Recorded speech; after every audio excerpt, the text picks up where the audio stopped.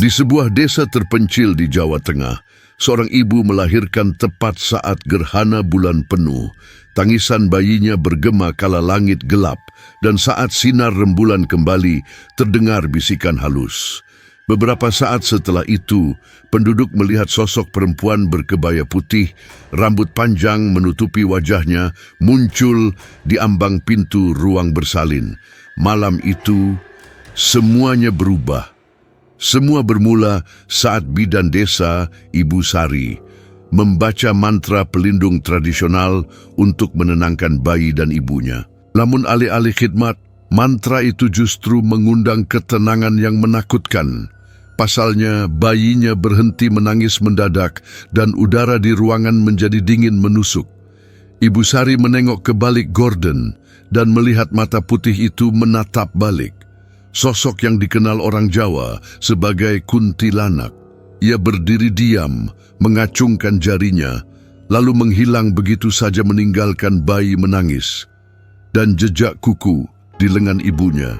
Di pedalaman Jawa Tengah, terdapat sebuah desa kecil bernama Wonosari yang dikelilingi oleh hutan lebat dan sawah yang menghampar. Di desa ini, masyarakat hidup berdampingan dengan kepercayaan leluhur yang masih dijunjung tinggi. Salah satu keyakinan paling kuat adalah tentang malam gerhana bulan. Bagi warga Wonosari, gerhana bulan bukan sekadar fenomena alam, itu adalah pertanda bahwa dunia gaib sedang terbuka dan roh-roh jahat bebas berkeliaran. Pada malam-malam seperti itu, semua pintu harus ditutup rapat, anak-anak tidak boleh keluar rumah, dan wanita hamil harus dijaga dengan doa-doa khusus. Pada suatu malam, ketika rembulan mulai tertutup bayangan bumi, seorang wanita muda bernama Rini mengalami kontraksi hebat. Kehamilannya memang telah melewati waktu perkiraan lahir dan para tetua desa sudah mengingatkan keluarganya agar berhati-hati jika persalinan terjadi saat gerhana. Namun, takdir berkata lain. Rini dibawa ke rumah bidan desa, Bu Sari, seorang perempuan paruh baya yang dikenal memiliki ilmu warisan leluhur dan pengalaman dalam membantu kelahiran bayi. Suasana di rumah Bu Sari mencekam. Angin malam bertiup pelan, tapi menusuk tulang. Lilin-lilin diletakkan di sudut ruangan, dan mantra-mantra perlindungan mulai dibacakan. Bu Sari dengan tangan bergetar namun mantap mempersiapkan segala sesuatu. Ia tahu bayi yang lahir di malam gerhana harus disambut dengan kehati-hatian. Dalam budaya Jawa, dipercaya bahwa bayi seperti itu bisa membawa berkah luar biasa atau kutukan mematikan. Ketika jam menunjukkan pukul 11 malam dan gerhana mencapai puncaknya, Rini menjerit kesakitan. Suaminya memegang tangannya erat sambil komat kamit membaca doa-doa yang diajarkan oleh ayahnya. Di luar, suara jangkrik mendadak hilang, digantikan oleh keheningan yang aneh. Bahkan anjing-anjing desa yang biasanya menggonggong sepanjang malam, kali ini diam membisu. Dengan satu teriakan panjang, bayi itu lahir. Namun alih-alih menangis seperti bayi normal, ia terdiam.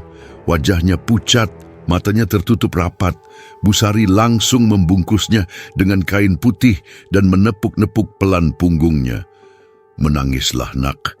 Menangislah," bisiknya. Tiba-tiba, sebuah jeritan perempuan menggema dari arah jendela yang tertutup rapat. Semua orang di ruangan membeku. Saat Bu Sari menoleh, ia melihat sesuatu yang membuat darahnya berhenti mengalir. Di balik tirai putih jendela, ada sosok perempuan dengan rambut panjang menutupi wajahnya, mengenakan kebaya kuno berwarna merah darah. Sosok itu melayang pelan, menempel di jendela dengan mata putih menyala. Kuntilanak. Bayi itu akhirnya menangis, keras dan tajam, seolah menandai kehadiran makhluk itu. Kuntilanak tak bergerak, hanya menatap tajam ke arah bayi yang baru lahir sebelum menghilang dalam sekejap, meninggalkan bekas tangan berdarah di kaca jendela. Bu Sari jatuh terduduk dan semua yang hadir tahu bayi itu bukan bayi biasa. Ia membawa sesuatu dari dunia lain. Pagi harinya, kabar tentang peristiwa itu menyebar cepat. Desa Wonosari menjadi hening. Para tetua menggelar pertemuan rahasia dan seorang dukun dipanggil dari desa seberang. Tapi satu hal yang pasti, sejak malam itu tidak ada yang berani menyebut nama kuntilanak dengan suara keras lagi. Apalagi saat gerhana bulan kembali muncul di langit. Hari-hari berikutnya di Wonosari dipenuhi ketegangan dan bisikan. Setiap langkah bayi yang lahir saat gerhana itu, yang diberi nama Bayu, diperhatikan dengan rasa takut dan penasaran. Ibunya, Rini, berubah menjadi sosok yang pendiam dan gelisah. Ia jarang keluar rumah, dan ketika ditanya tentang malam kelahiran Bayu, matanya berkaca-kaca, namun bibirnya tertutup rapat. Bahkan suaminya Jaka terlihat sering melamun, duduk di beranda rumah mereka dengan mata kosong, seolah menyimpan beban yang tak bisa diceritakan. Di desa, benda-benda aneh mulai ditemukan di sekitar rumah Bayu. Boneka jerami dengan rambut manusia, bekas jejak kaki basah di dinding, dan bunga melati yang tiba-tiba layu meskipun baru dipetik. Warga mulai percaya bahwa kuntilanak belum pergi sepenuhnya, bahwa ia masih mengawasi bayi itu.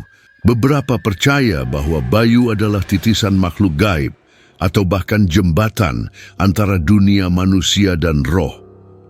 Busari, yang sejak malam kelahiran menjadi semakin tertutup, akhirnya memanggil seorang kawan lamanya, Pak Pranoto, seorang dukun tua yang pernah tinggal di desa namun pindah karena peristiwa gaib serupa 2 dekade lalu.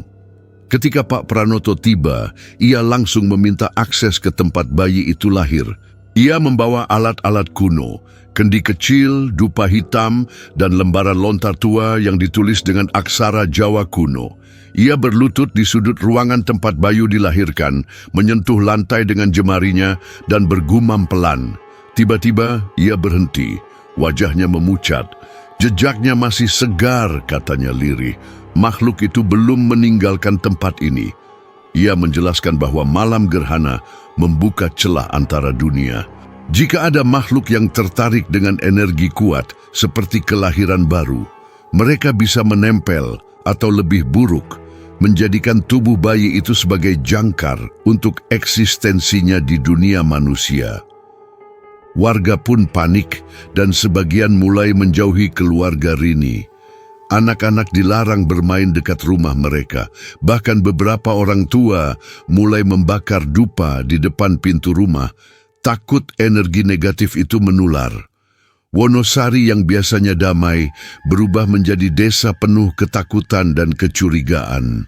Namun yang paling menyayat adalah perubahan pada Bayu sendiri.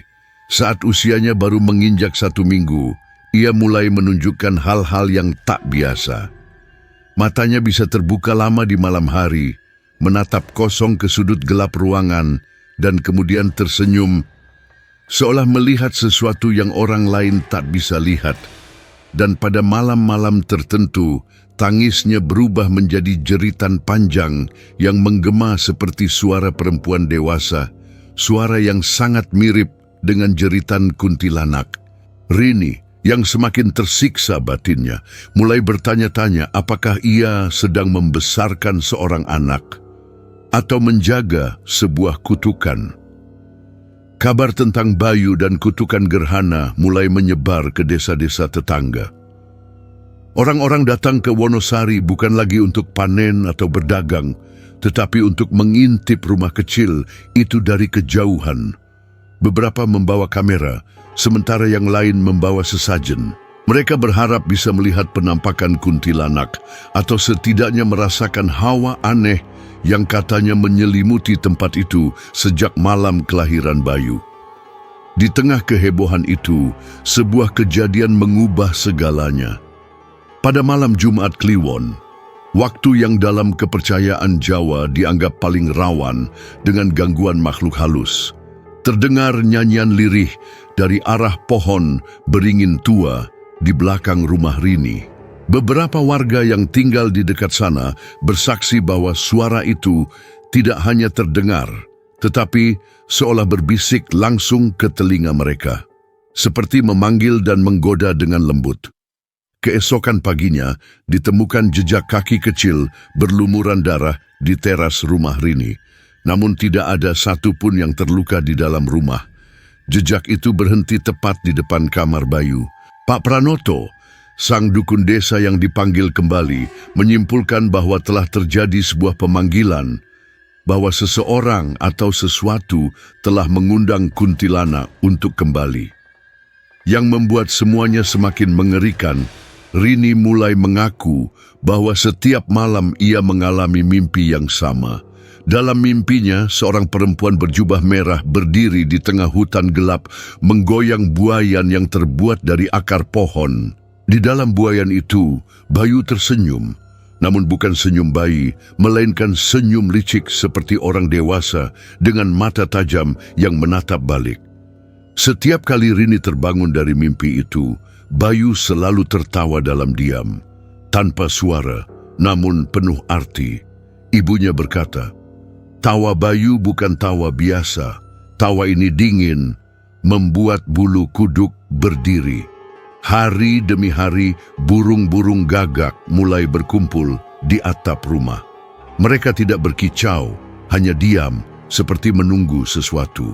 Warga yang lewat depan rumah itu tidak berani menatap terlalu lama, takut tertarik oleh sesuatu yang tak terlihat.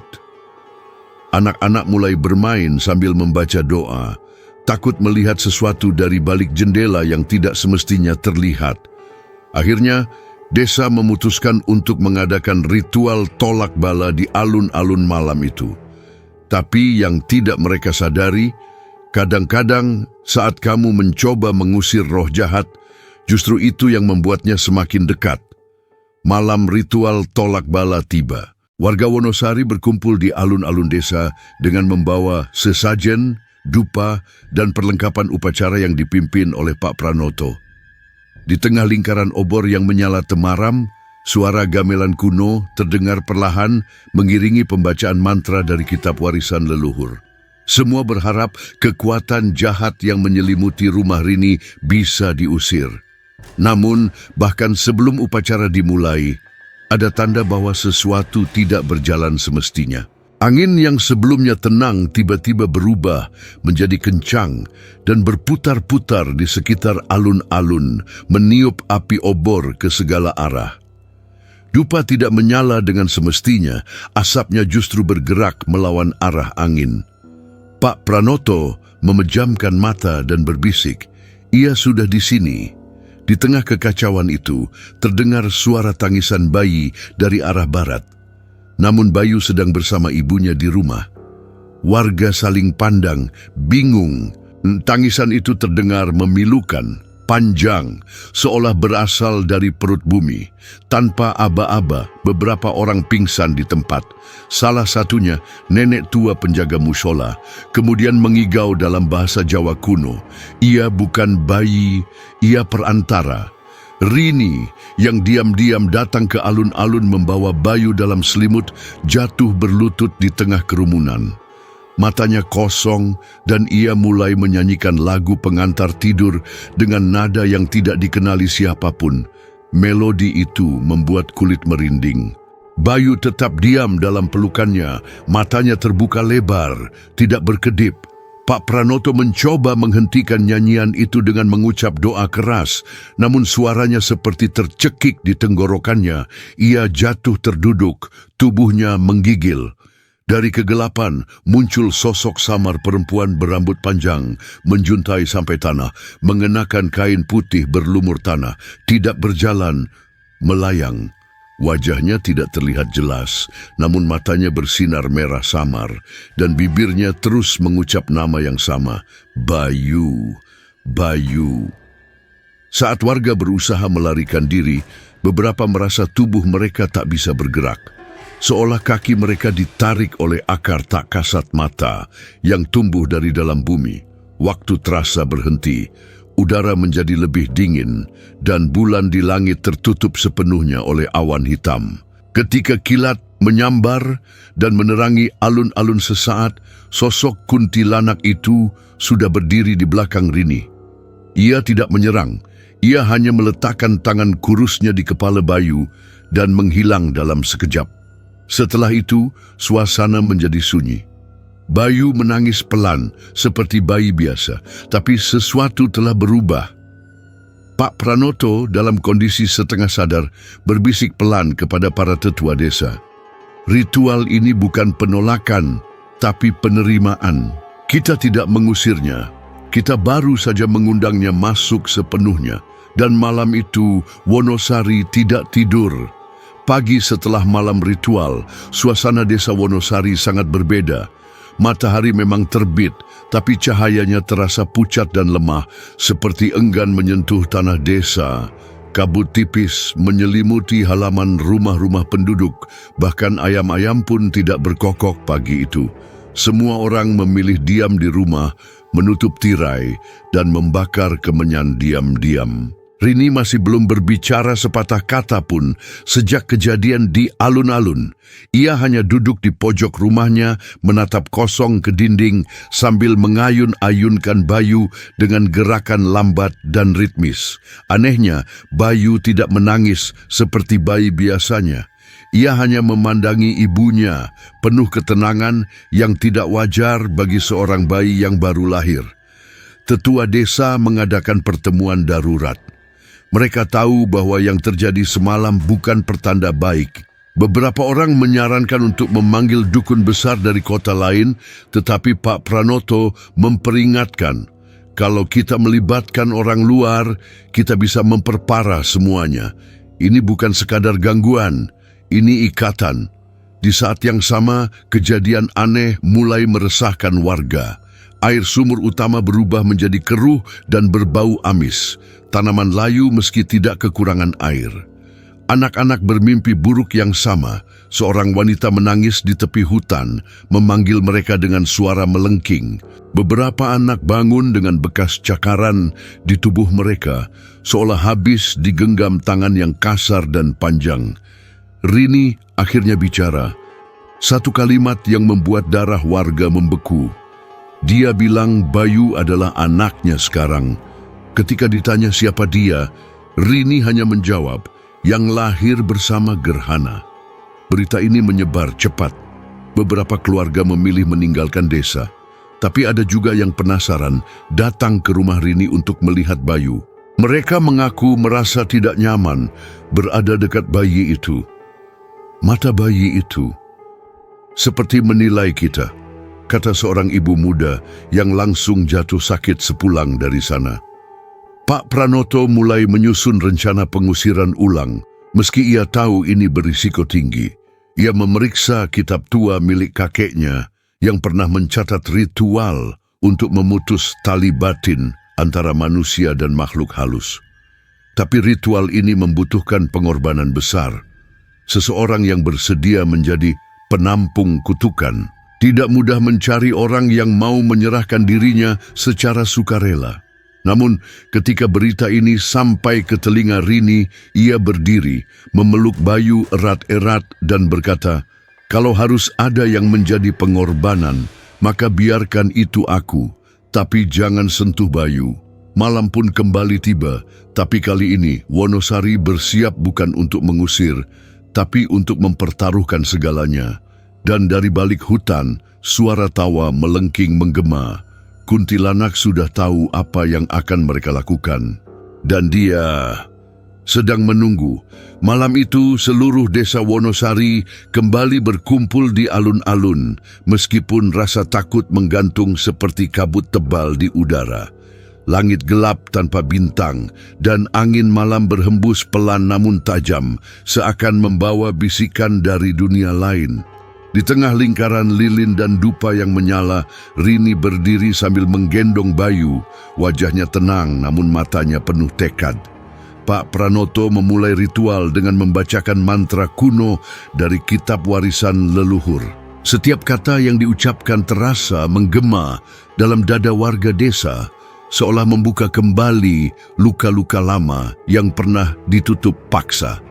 Para tetua lain menaburkan garam dan menyiramkan air bunga 7 rupa ke sekeliling lingkaran, membentuk pelindung spiritual untuk menahan energi gelap yang mungkin datang.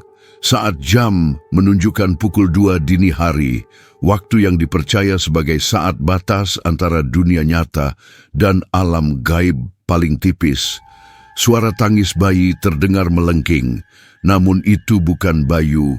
Tangisan itu datang dari arah hutan, panjang, lirih, penuh duka, dan semakin dekat. Tiba-tiba, api lilin satu persatu padam seolah dihisap oleh kegelapan.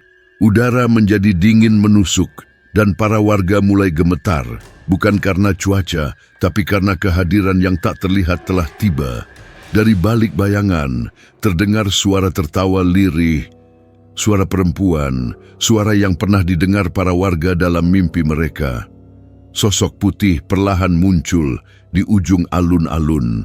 Rambut panjang menutupi wajahnya, pakaiannya compang-camping, namun auranya memancarkan kekuatan yang tidak berasal dari dunia ini.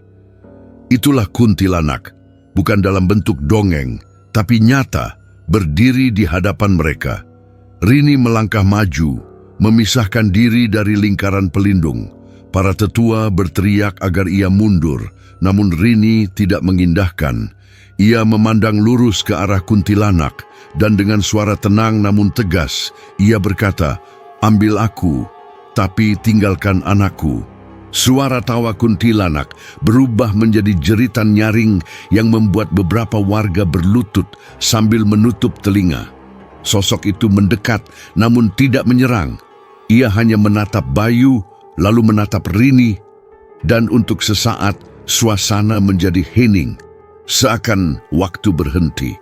Kemudian kuntilanak mengangkat tangannya dan menunjuk ke arah hutan. "Ikuti aku," katanya lirih. Rini menoleh ke warga desa dan tersenyum kecil. "Jaga Bayu, dia bukan anak kutukan, dia adalah harapan." Dengan langkah pelan, Rini mengikuti kuntilanak masuk ke dalam hutan. Tak ada yang berani mengejar, dan saat matahari pagi menyapa langit, Rini tidak pernah kembali. Namun, sejak malam itu, desa Wonosari kembali tenang. Sumur kembali jernih, mimpi buruk menghilang, dan Bayu tumbuh menjadi anak yang luar biasa cerdas dan bijak. Dengan tatapan mata yang dalam, seolah menyimpan kenangan yang bukan miliknya. Dan setiap malam gerhana bulan, suara tawa lembut masih bisa terdengar dari arah hutan. Seakan ada dua sosok yang kini hidup di antara dunia, menjaga desa, dan satu sama lain. Seiring waktu berjalan, Bayu tumbuh menjadi anak laki-laki yang tidak seperti anak-anak lain di desa. Warga Wonosari, meskipun sudah merasa damai kembali, tetap memperhatikan gerak-geriknya dengan rasa penasaran bercampur waspada.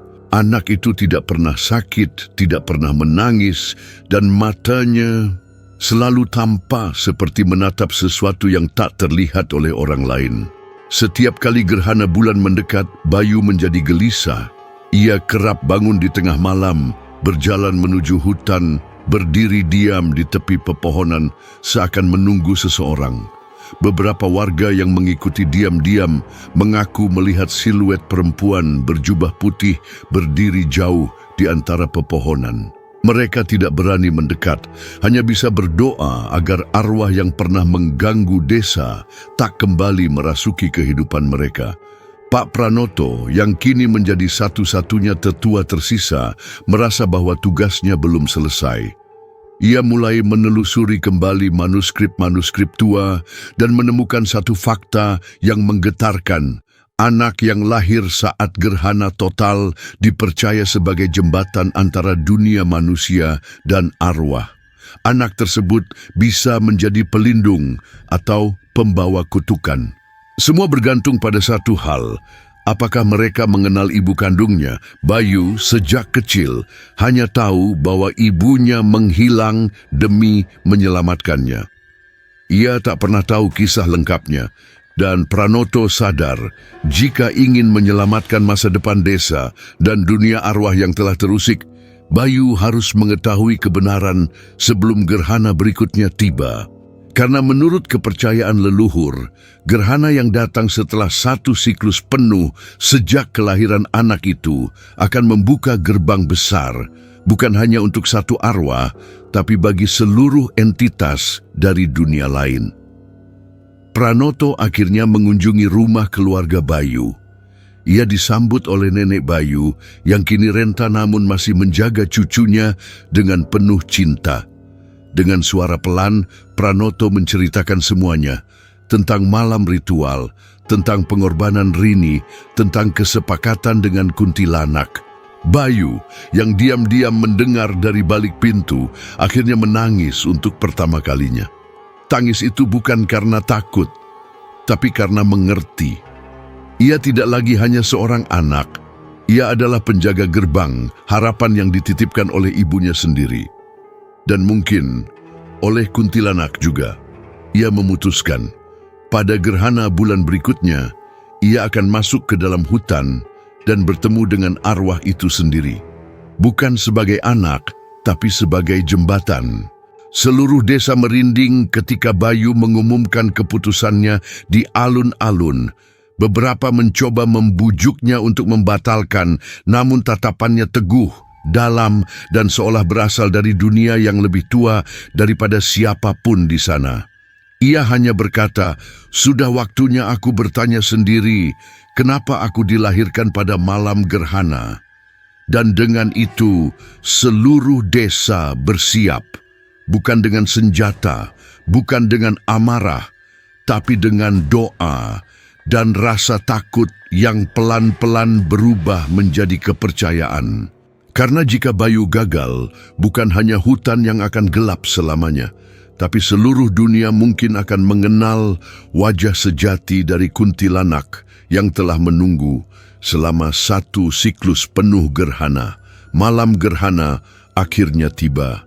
Langit tampak seperti terhenti, bulan yang biasanya memancarkan cahaya lembut, kini tertutup bayangan gelap, menciptakan suasana yang menyesakkan.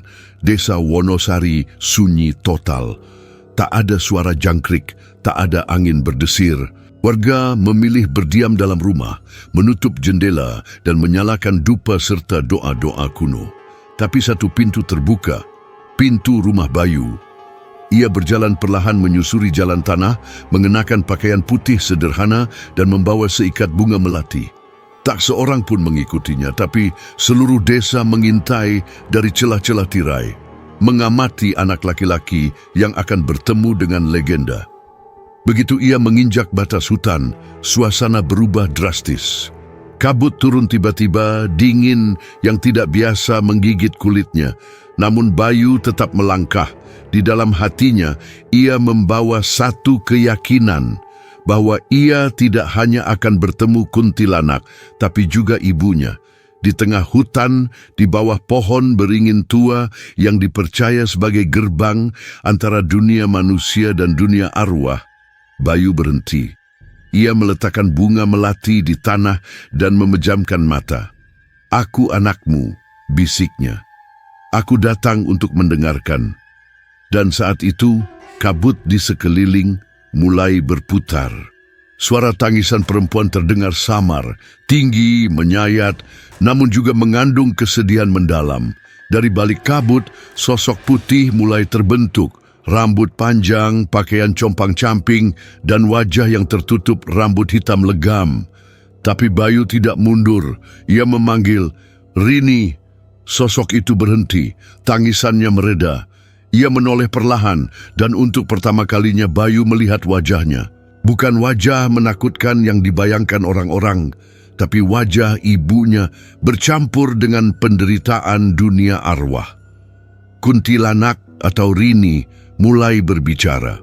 Suaranya bergema di kepala Bayu, bukan melalui mulut. Ia menjelaskan bahwa setelah kematian tubuhnya, jiwanya terjebak dalam dunia transisi. Rasa cintanya yang mendalam pada Bayu menyatu dengan energi dendam dari tempat itu. Ia bukan lagi manusia, tapi belum sepenuhnya arwah. Dan kini hanya Bayu yang bisa membebaskannya. Untuk melakukannya, Bayu harus membuat pilihan, memutus ikatan sepenuhnya dan membiarkannya pergi. atau menerima peran sebagai penjaga gerbang selamanya, menjaga keseimbangan antara dunia hidup dan dunia arwah. Bayu menangis lagi.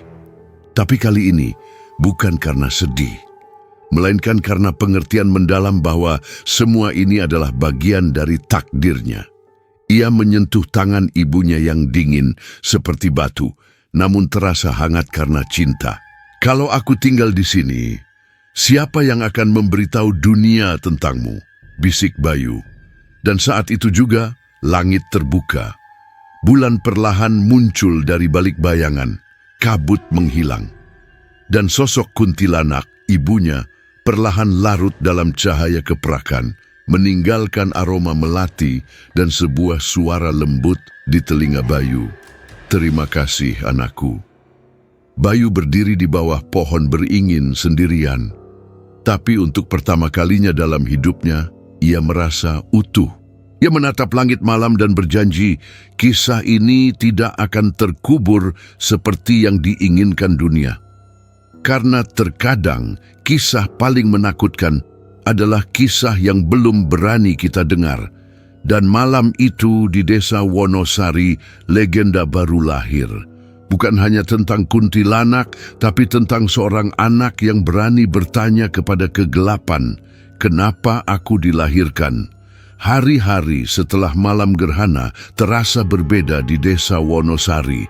Bayu yang sebelumnya hanyalah remaja pendiam yang sering menunduk saat disapa, kini menjadi pusat perhatian. Warga desa mulai membicarakan tentang malam itu, tentang cahaya aneh yang terlihat dari hutan, tentang aroma melati yang tiba-tiba memenuhi udara, dan terutama tentang perubahan dalam diri Bayu. Ia tak lagi ketakutan, wajahnya tenang, sorot matanya dalam, seolah menyimpan rahasia besar yang tak bisa dijelaskan dengan kata-kata. Tapi lebih dari itu, ia membawa energi yang membuat orang merasa damai dan sedikit merinding. Sementara itu, banyak kejadian aneh mulai terjadi di desa. Cermin-cermin di rumah penduduk tiba-tiba retak tanpa sebab. Bayi-bayi menangis serentak pada tengah malam. Suara nyanyian kuno terdengar dari arah hutan saat dini hari. Para tetua desa mulai khawatir. Apakah benar kuntilanak telah pergi? Atau apakah Bayu telah membuka sesuatu yang seharusnya tetap terkunci? Suatu malam, Bayu mengadakan ritual kecil di halaman belakang rumahnya. Ia menyalakan lilin-lilin dan menaburkan bunga melati di tanah. Ia duduk bersila dan mulai berdoa dengan bahasa kuno yang dia pelajari dari buku peninggalan ibunya. Tiba-tiba, suara langkah kaki terdengar dari kegelapan. Seseorang mendekat. Itu Pak Gito, tetua desa. Wajahnya tegang. Ia duduk di sebelah Bayu dan berkata lirih, "Kau memanggilnya kembali, ya?" Bayu menatapnya, lalu mengangguk perlahan. "Aku tidak memanggilnya, tapi dia belum benar-benar pergi. Dia meninggalkan bagian dirinya padaku." Pak Gito tercengang. Ia tahu, dalam legenda Jawa kuno, roh-roh kuat bisa meninggalkan bekas pada orang-orang yang mereka cintai, semacam jejak energi atau bahkan warisan. "Apa yang dia minta?" tanya Pak Gito. Bayu menjawab pelan, "Agar aku menjaga gerbang, agar aku memastikan bahwa tidak ada roh lain yang tersesat atau mencoba keluar." Dan sejak saat itu, Bayu mulai berubah. Ia sering ditemukan berjalan sendirian di tepi hutan, berbicara pelan pada udara. Anak-anak mengatakan bahwa mereka pernah melihat sosok perempuan berpakaian putih berdiri di belakang Bayu. Hanya sebentar, lalu menghilang. Warga mulai merasa terpecah. Beberapa percaya bahwa Bayu telah menjadi semacam penjaga spiritual, pelindung desa dari kekuatan gelap. Tapi yang lain takut. Mereka mulai menjauh, berbisik, bahkan melarang anak-anak mendekat. Bayu tidak marah. Ia mengerti. Tapi yang paling sulit baginya bukanlah kesepian, melainkan fakta bahwa semakin ia terhubung dengan dunia roh, semakin ia merasa jauh dari dunia nyata. Kadang ia bangun di tengah malam dan tidak tahu apakah sedang bermimpi atau hidup. Terkadang suara ibunya datang dalam mimpi, membisikkan hal-hal yang belum terjadi. Suatu malam ia menulis di buku harian ibunya, "Aku mengerti sekarang, Ibu. Aku lahir saat gerhana bukan karena kebetulan. Aku adalah perantara. Tapi siapa yang menjaga perantara dari kehilangan dirinya sendiri?" Dan dari sana lahirlah cerita yang beredar secara diam-diam dari mulut ke mulut di desa, bahwa kuntilanak tidak lagi menakutkan, karena kini ia punya anak manusia yang menjaganya. Tapi harga dari kedamaian itu adalah satu jiwa yang tak lagi sepenuhnya milik dunia ini. Bayu, sang penjaga gerbang, kini hidup di antara dua dunia. Dan semua orang tahu, sejak malam itu tak ada yang berani menyebut nama kuntilanak dengan sembarangan lagi. Waktu berlalu, musim berganti, namun bayangan gerhana itu masih menggantung di atas desa Wonosari. Para warga mulai menjalani hari-hari mereka seperti biasa, tetapi selalu ada rasa was-was yang tidak mereka pahami sepenuhnya. Bahkan burung-burung tidak lagi berkicau seperti dulu, seolah alam pun tahu bahwa sesuatu telah berubah secara permanen. Bayu, kini berusia 20 tahun, hidup dalam diam. Ia tidak lagi menghadiri pertemuan desa. Ia berbicara hanya jika perlu. Namun semua orang tahu ia masih menjaga. Dan meskipun tak satu pun warga mengatakannya secara langsung, mereka merasa aman. Tidak ada lagi penampakan, tidak ada tangisan malam dari hutan, tidak ada kejadian aneh. Kuntilanak seolah telah benar-benar pergi. Namun malam itu datang, malam ketika bulan kembali gelap, tak karena gerhana, tapi karena badai besar menutup langit. Petir menggelegar sepanjang malam, angin menderu seperti lolongan binatang. Bayu berdiri di tepi hutan dengan wajah pucat. Ia bisa merasakannya. Gerbang yang ia jaga terbuka, bukan karena ia mengizinkan, tapi karena sesuatu dari dalam memaksa keluar. Bukan kuntilanak, bukan arwah penasaran, tapi sesuatu yang lebih tua, lebih dingin, lebih haus. Bayu mencoba menghentikannya.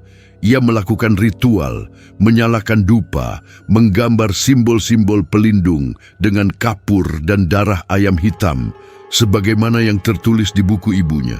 Tapi angin meniup semuanya. Suara tawa lirih terdengar dari balik pepohonan. Bayu tahu, ia tak cukup kuat sendiri. Keesokan harinya, desa diguncang. Seorang anak kecil ditemukan berdiri di tengah ladang, tubuhnya kaku, matanya kosong. Ia berbisik berulang kali, "Dia datang! Dia datang dari balik bayangan!" Warga panik. Mereka mendatangi rumah Bayu, tapi rumah itu kosong. Pintu terbuka, jendela berderak, dan di meja ada secari kertas yang ditulis tergesa, "Jika aku gagal, tolong jaga desa. Jangan pernah sebut namanya. Jangan pernah buka cermin setelah tengah malam. Aku akan mencoba menutup gerbang dari dalam." Tidak ada yang tahu pasti kemana Bayu pergi. Tapi sejak malam itu, desas-desus baru mulai terdengar. Tentang cermin-cermin yang tiba-tiba retak di rumah-rumah. Tentang suara langkah kaki di atap saat hujan turun. Tentang perempuan berambut panjang yang terlihat berdiri diam di ladang padi, menghadap ke hutan. Namun kali ini tidak ada ketakutan. Hanya kesadaran bahwa mereka harus menjaga agar nama-nama lama tak diucapkan sembarangan, agar anak-anak tidak bermain di dekat hutan, agar setiap rumah tetap memiliki seikat daun kelor tergantung di pintu. Dan di tengah semua itu, tumbuh sebuah keyakinan baru, bahwa meski gerbang sempat terbuka, Bayu telah menjadi bagian dari sisi lain, bukan sebagai korban, tapi sebagai penjaga terakhir. Ia mungkin tak kembali, tapi setiap hembusan angin malam yang membawa aroma melati adalah tanda bahwa ia masih di sana, mengawasi, melindungi. Satu generasi tumbuh tanpa pernah benar-benar tahu cerita lengkapnya. Namun di sekolah, setiap tahun, guru akan bercerita, ada seorang anak lelaki yang lahir saat gerhana, dan dia menjaga kita semua. Dan di malam-malam gelap, Saat suara lolongan terdengar dari kejauhan, para orang tua akan berbisik kepada anak-anak mereka, "Tidurlah, jangan takut, Bayu masih berjaga." Legenda berubah dari kutukan menjadi perlindungan, dari horor menjadi warisan. Dan nama kuntilanak, meskipun masih tak disebut, kini dikenang dengan penghormatan, karena ia pernah mencintai manusia dan meninggalkan penjaga di antara dunia. Beberapa tahun telah berlalu sejak malam badai itu, tetapi cerita tentang Bayu dan kuntilanak tidak pernah benar-benar hilang. Sebaliknya, mereka tumbuh menjadi semacam kisah suci yang dibisikkan oleh para tetua kepada generasi baru. Di desa Wonosari, anak-anak diajarkan dua hal: jangan menyebut nama itu sembarangan dan jangan pernah menatap cermin terlalu lama di malam hari. Salah satu anak yang tumbuh dengan cerita-cerita itu adalah Rani. Ia adalah cucu dari Pak Dul, penjaga surau yang dulunya sahabat Ibu Bayu. Sejak kecil, Rani penasaran dengan semua kisah yang diceritakan kepadanya, tentang darah di bulan, bayangan di ladang, dan mata yang mengintip dari balik cermin tua. Tapi yang paling menarik baginya adalah sosok Bayu. Ia merasa ada sesuatu yang mengikat mereka, seolah bagian dari dirinya tahu bahwa cerita itu belum berakhir. Suatu malam, saat badai kecil mengguyur desa, Rani menemukan sebuah buku tua di loteng rumah kakeknya. Buku itu berdebu dan penuh simbol aneh, tapi di halaman pertama tertulis dengan jelas, "Untuk penjaga berikutnya, jika aku gagal." Rani gemetar. Di halaman-halaman berikutnya, ia menemukan deskripsi ritual, mantra, dan bahkan peta kecil yang menunjukkan sebuah lokasi di dalam hutan yang telah lama dilarang untuk dikunjungi. Nalurinya mengatakan bahwa tempat itu penting, tapi suara kakeknya malam itu membuatnya ragu. "Jangan buka buku itu lagi, Rani. Itu bukan untukmu." Tapi rasa penasaran mengalahkan ketakutan. Malam berikutnya, Rani menyelinap keluar dengan buku itu. Ia mengikuti peta hingga mencapai sebuah bukit kecil, di mana pohon tua menjulang seperti raksasa bisu. Di bawah akar pohon, ia menemukan sebuah peti kayu terkubur setengah. Di dalamnya, cermin kecil retak, sehelai rambut panjang berwarna hitam, dan liontin berbentuk bulan sabit. Begitu ia menyentuh liontin itu, angin berhenti. Suara-suara hutan terdiam, dan dari balik kabut, sebuah bayangan perlahan muncul, bukan menakutkan, tetapi melankolis. Wajahnya pucat, matanya basah, rambutnya menjuntai seperti aliran sungai. Ia berdiri diam, menatap Rani, dan tersenyum. Rani tahu siapa dia. Ini bukan hantu, ini bukan legenda. Ini adalah kuntilanak yang dicintai Bayu, yang tidak pernah pergi sepenuhnya, yang masih menjaga gerbang. Seketika Rani merasakan aliran hangat dalam dirinya, seolah ribuan suara berbisik dalam jiwanya. Ia bukan hanya menemukan warisan Bayu, tapi juga panggilan takdirnya sendiri. Ia adalah penjaga baru. Bayangan itu menghilang perlahan, menyisakan hanya bau melati yang menggantung di udara. Tapi dari kejauhan terdengar suara, "Jagalah yang tak terlihat, lindungi yang tak bisa melindungi diri, dan jangan pernah biarkan gerbang terbuka lagi." Rani kembali ke desa dengan mata berbeda. Ia tak lagi hanya seorang gadis kecil yang penasaran dengan cerita lama. Ia sekarang adalah bagian dari cerita itu. Dan meskipun tak seorang pun tahu apa yang sebenarnya terjadi malam itu, para tetua bisa merasakan sesuatu telah berubah.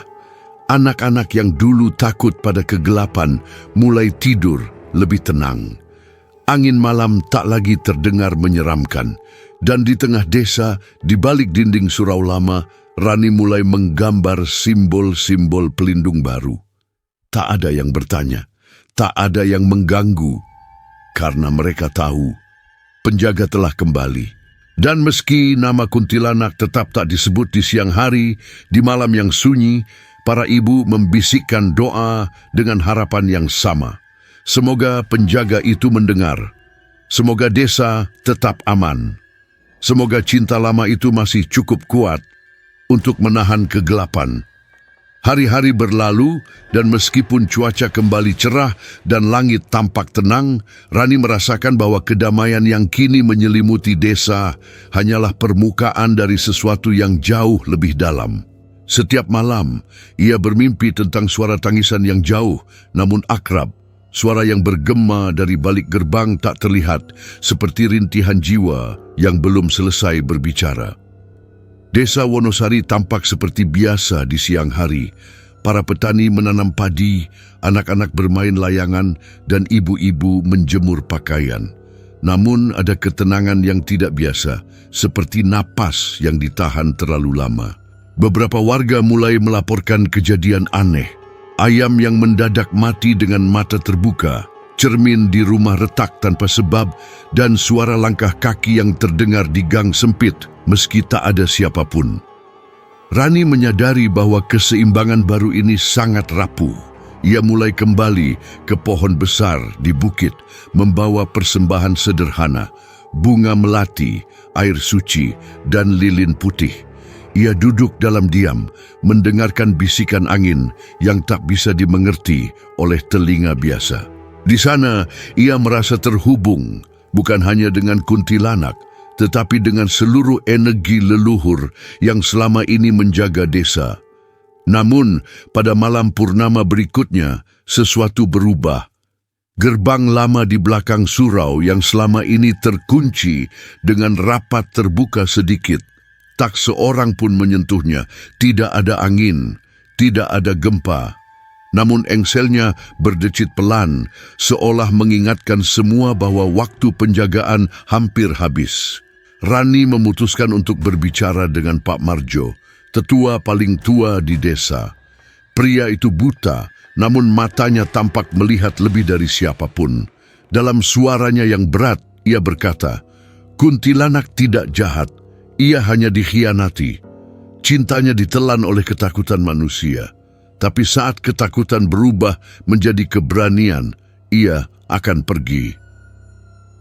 Kalimat itu menghantui Rani. Malam itu, ia kembali ke bukit, kali ini membawa seluruh simbol perlindungan yang diwariskan Bayu. Di depan pohon, ia menancapkan cermin kecil, membuka liontin, dan membacakan doa yang tak pernah ia pelajari, seolah lidahnya diingatkan oleh sesuatu yang lebih tua dari dirinya sendiri. Kabut tebal menyelimuti area itu, udara menjadi berat. Dan dari balik bayangan muncul sosok wanita itu lagi. Tapi kali ini ia menangis. Air matanya mengalir perlahan, berubah menjadi kabut perak yang mengelilingi Rani.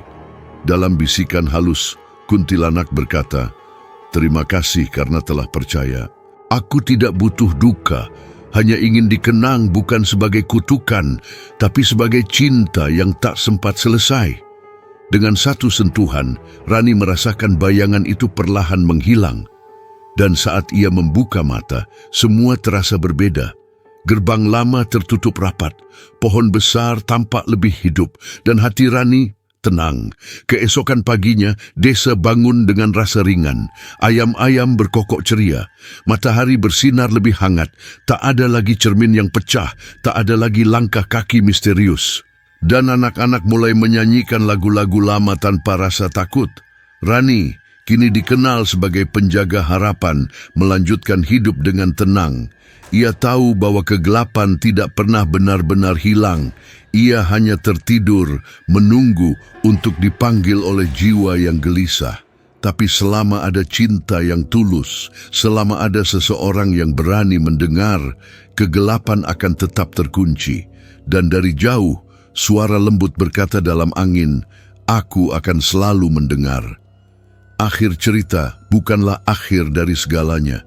Di Wonosari, itu adalah awal dari legenda baru tentang penjaga perempuan, tentang cinta yang melintasi batas kematian, dan tentang kuntilanak yang akhirnya damai. Jika kamu merasakan getaran takut saat menonton malam ini, ingatlah, kamu tidak sendiri. Cerita ini bukan sekadar legenda, ini peringatan dari generasi sebelum kita. Tekan jika kamu mendengar bisikan yang sama dan langganan, agar kita bisa menjelajahi kengerian tersembunyi berikutnya bersama-sama.